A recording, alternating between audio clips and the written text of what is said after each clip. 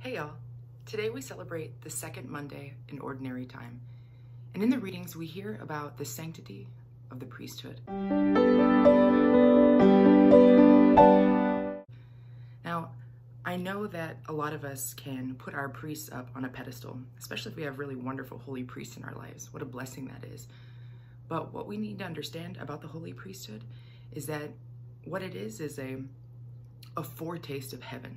So priests take a vow of celibacy and forego having a wife and children so that they can serve us. So that at 3 o'clock in the morning when they get the phone calls to anoint someone, when they have to celebrate funerals, quinceañeras, and masses and weddings all day long, that they're not taking away from a family. But really it's foreshadowing what we'll experience in heaven. That's why there's no marriage in heaven, because we are made for God and for God alone.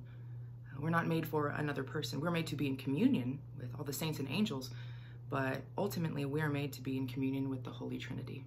And that's precisely what priests and consecrated religious show us by an example of their lives. They laid down their lives for us. And the thing about the priesthood is that when we know a priest who is struggling or has perhaps left the priesthood, a lot of times we can be very scandalized by that. And it is scandalous, sure, but at the end of the day, it's Christ's priesthood in which we have faith. It's Christ's holy priesthood that give us the sacraments, not any one individual person. And so if I can offer anything for you to reflect on these readings this Monday in Ordinary Time, it would be to offer penance, offer sacrifice, and pray unceasingly for holy priests and for all of the priests in your life. They need it. I recently had some people divulge some really difficult things, tragedies that they had experienced, and it deeply affected me for a couple of days. I was crying, I was praying, and I couldn't believe this incredible sorrow that these two families had been through.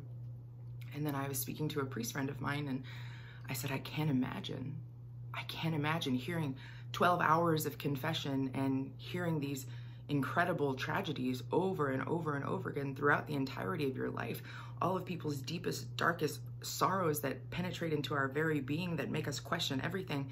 What a burden, I said.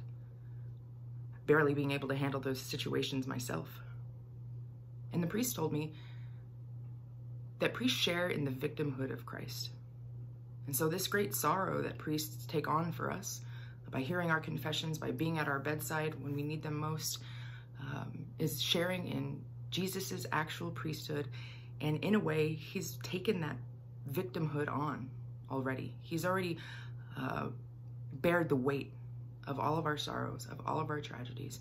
And so I ask you, again, pray for a priest, pray for more holy priests, pray for your priest, because there is a real incredible sacrifice that they endure. And the last bit that I'd like to leave you with is that recently my pastor shared with me when we were speaking about how difficult it is to be sick, especially with the coronavirus, how difficult it is to be sick when you're alone.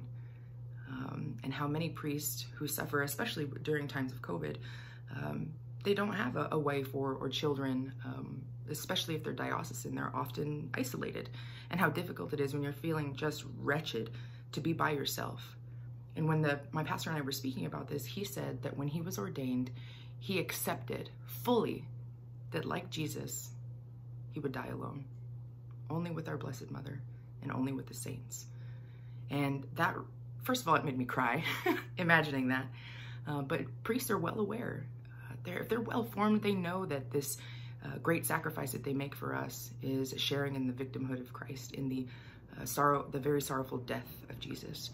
And so be thankful for what your priest does for you. Be thankful for the men that have laid down their lives to serve you and to give you Jesus' holy sacraments.